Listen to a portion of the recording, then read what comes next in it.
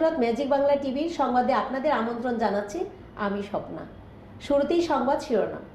আমরা চাই মুজিববাদী সংবিধান কবরস্থ ঘোষণা করা হবে, জানালেন হাসনাত আব্দুল্লাহ। সাংবাদিকদের সচিবালয়ে প্রবেশের সোমবার থেকে অস্থায়ী পাস দেওয়া হবে, জানালেন তথ্য অধিদপ্তর। রমজানে কোনো পণ্যের ক্রাইসিস থাকবে না, জানালেন ভোক্তার ডিজি। সোমবার থেকে অস্থায়ী পাস নিয়ে সচিবালয়ে প্রবেশ করতে পারবেন, সাংবাদিকদের জানালেন স্বরাষ্ট্র উপদেষ্টা।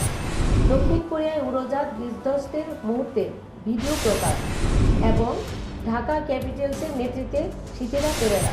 এতক্ষণ শুনছিলেন শিরোনাম, এবার বিস্তারিত।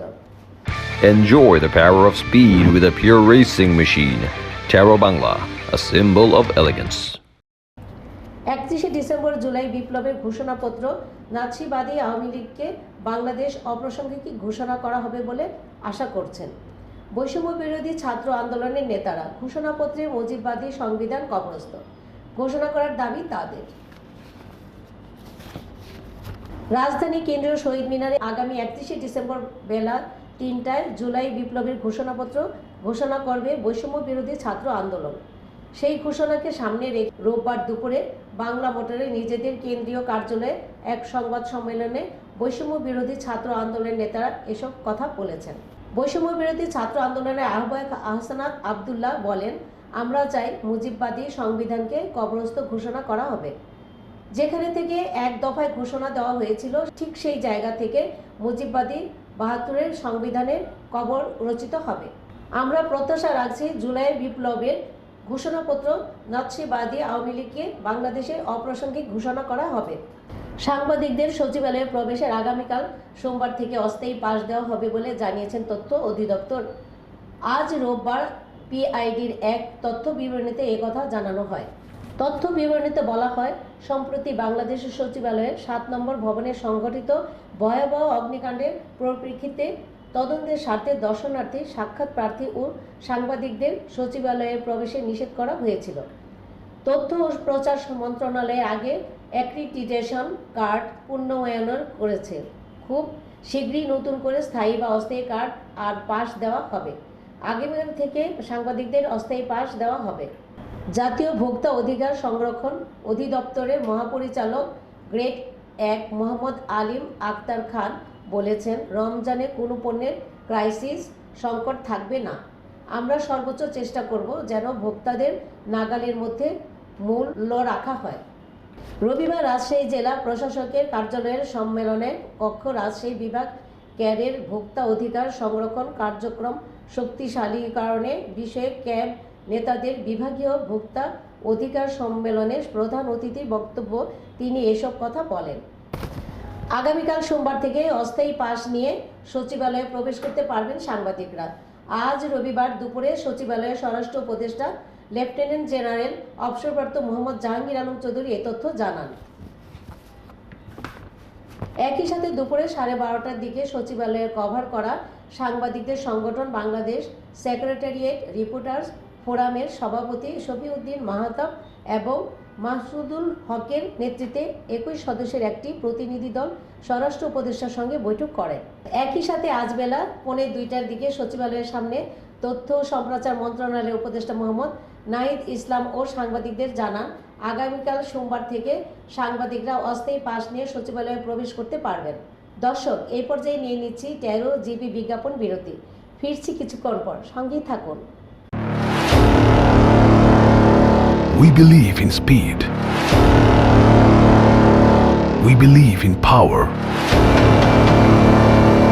We are built to race. Let's start the joy of riding.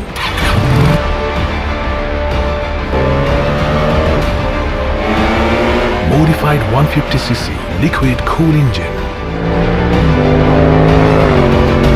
Combined braking system with 3-disc brake.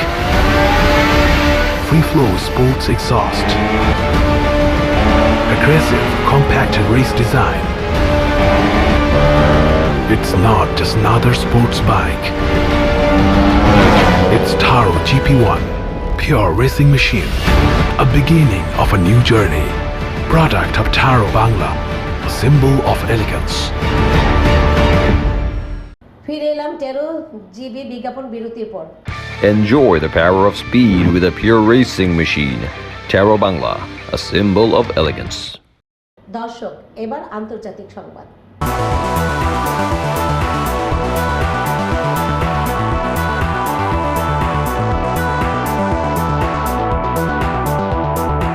দক্ষিণ কোরিয়ার জিওলা প্রদেশের মোয়ান আন্তর্জাতিক বিমানবন্দরে উড়োজাহাজ বিধ্বস্ত ঘটনায় 181 জন আরোহীর মধ্যে 2 জন জীবিত উদ্ধার করা হয়েছে। স্থানীয় দমকল বাহিনীর ধারণা, উড়োজাহাজটিতে এই 2 জন ছাড়া 179 জনের কেউই আর বেঁচে নেই। দক্ষিণ কোরিয়ার দমকল বাহিনী বরাত দিয়ে এই তথ্য জানায় দেশটির বার্তা সংস্থা ইয়োনহোপ। 2 ইঞ্জিনের উড়োজাহাজটি কিভাবে রানওয়ে থেকে ছিটকে গিয়ে একটি দেওয়ালের সঙ্গে ধাক্কা খেয়ে বিধ্বস্ত হয় তার একটি ভিডিও সামাজিক মাধ্যমে ছড়িয়ে পড়েছে।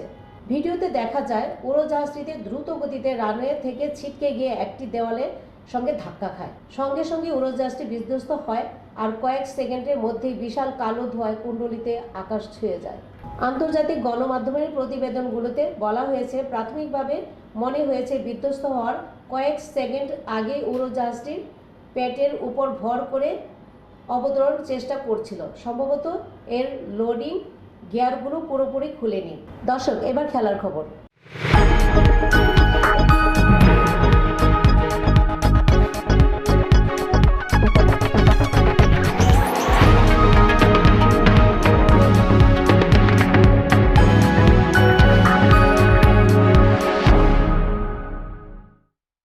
শুরু হতে যাচ্ছে বিপিএল এর জমজমাট 11তম আসর।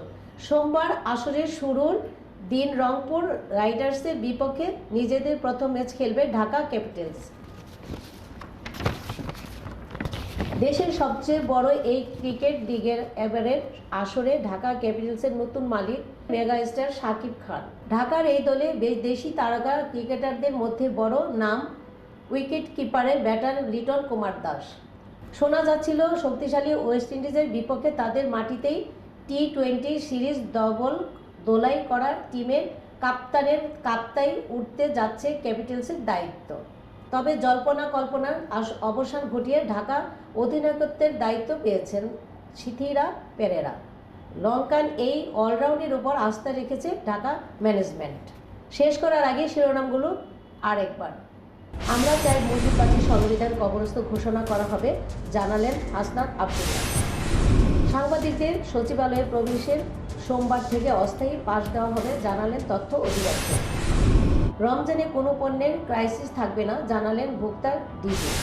সোমবার থেকে অস্থায়ী পাস নিয়ে সচিবালয়ে প্রবেশ করতে পারবেন, সাংবাদিকদের জানালেন স্বরাষ্ট্র উপদেষ্টা। দক্ষিণ কোরিয়ায় উড়োজাহাজ বিধ্বস্তের মুহূর্তে ভিডিও প্রকাশ এবং ঢাকা ক্যাপিটালসের নেতৃত্বে সিথিরা পেরেরা। এই ছিল আজকের সংবাদ।